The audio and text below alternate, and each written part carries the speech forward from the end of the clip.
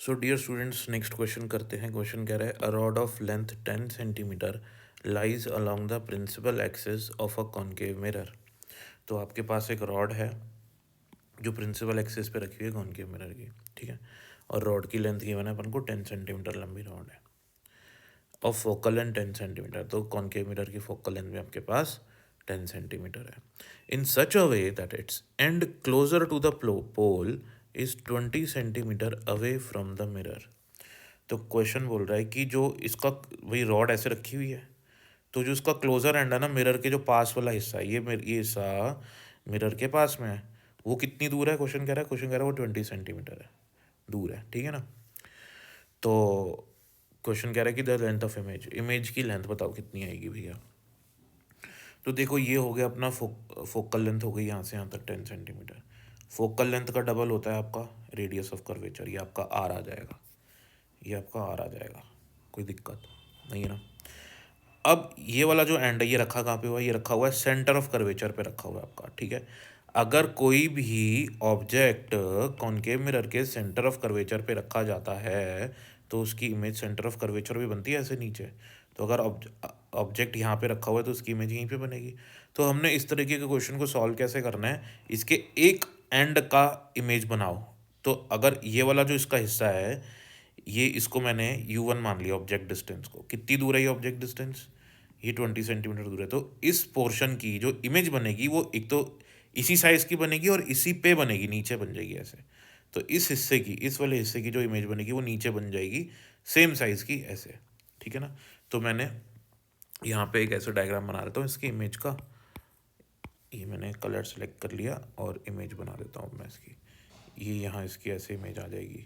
ये 10 सेंटीमीटर इसकी लेंथ है, ये इमेज आ गई इस पोर्शन की, ठीक है, ठीक है ना। अब देखो, ये वाला हिस्सा है, ये वाला हिस्सा मिरर से कितनी दूर है? ये हो गया आपका 20 और इसकी टोटल लेंथ थी 10, तो 30 सेंटीमीटर। तो ये वाले हिस्से के लिए जो इमेज ऑब्जेक्ट डिस्टेंस है वो अपन -30 सेंटीमीटर ले लेंगे, ठीक है। तो पहले वाले के लिए अपन सॉल्व कर लेंगे, तो उस पहले वाले के लिए तो डायरेक्ट अपना 20 सेंटीमीटर आ जाएगा, U1 V1 बराबर 20 सेंटीमीटर। दूसरे वाले हिस्से के लिए अपन मिरर फॉर्मूला लगाते हैं 1/f 1 equals to 1/v plus 1/u, ठीक है। फोकल लेंथ नेगेटिव होती है कॉनकेव मिरर की। V2 अपन को पता नहीं है भाई ये वाला हिस्सा कहाँ पे बनेगा इसकी इमेज।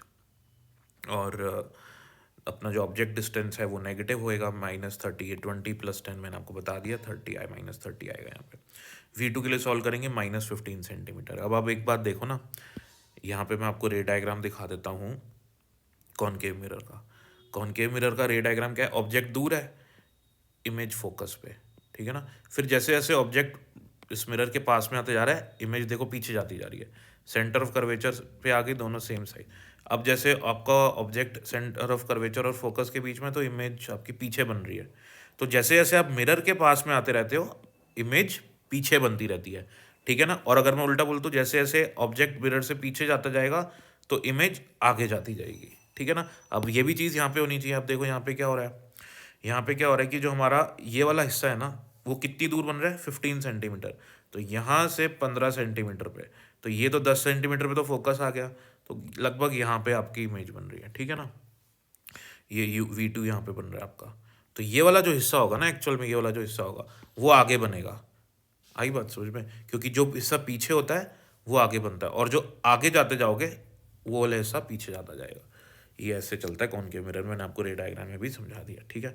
तो V2 आपका यहाँ पे कहीं ऐसे बन जाएगा, मैंने यहाँ नीचे भी डायग्राम बना रखा है, ठीक है। तो यहाँ पे भी बना देता हूँ मैं ताकि आपको और अच्छे से क्लैरिटी आ जाए। तो ये आपका V2 आ जाएगा यहाँ पे, यहाँ से 15 सेंटीमीटर पे। अब आपको लेंथ निकालने की, इसकी लंबाई कितनी होगी। तो ये वाला डिस्टेंस, एक तो ये वाला डिस्टेंस आ जाएगा आपका, ये वाला डिस्टेंस, ठीक है ना। उसमें से माइनस कर दो ये वाला डिस्टेंस, तो इसमें से इसको माइनस कर दो, तो ये आपके पास बच जाएगा। समझ में आई बात? तो अपन इसको सॉल्व कर लेते हैं। तो ये सीधा सीधा ऐसे हो जाएगा, ये 20 सेंटीमीटर है, ये 15 सेंटीमीटर है, तो 20 सेंटीमीटर में से 15 सेंटीमीटर हटाओगे तो ये कितना आ जाएगा आपके पास? 5 सेंटीमीटर। तो जो इमेज की जो लेंथ होगी LI वो आपकी हो जाएगी 5 सेंटीमीटर।